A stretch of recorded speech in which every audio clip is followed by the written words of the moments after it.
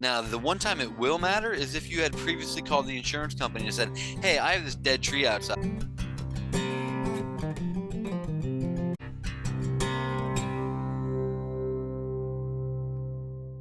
So if a dead tree falls in your home and damages your home, is the damage covered? And well, this is going to depend on a few different things, but the short answer is yes. Even if the tree was dead, alive, half dead, your neighbor's dead tree, doesn't matter. Any damage to your home insurance policy covers. Now, the one time it will matter is if you had previously called the insurance company and said, "Hey, I have this dead tree outside. If you don't cut it down, it's gonna fall in the house and you're gonna owe more." And they're not gonna cut it down because they don't owe you to maintain the tree. And then when it does fall down, you're liable for all the damages because it's a known risk.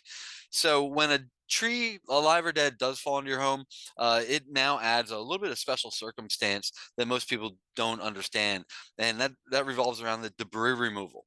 Most home insurance policies have a limit on debris removal of about $500, but let's say it costs $2,500 to remove the debris from this tree, and the insurance company owes $500. What happens to the other $2,000?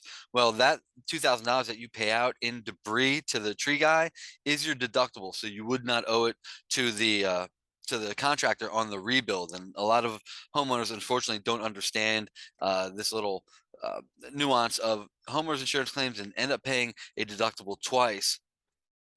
If you have an insurance claim that you feel was underpaid or wrongfully denied, they said it wasn't more than your deductible, go to my website, insuranceclaimguide.com, choose settlement, double check, and we'll look into it. If you were paid fairly, there's no fee for what we do. And if we get you any more money, we only take a fee on the additional.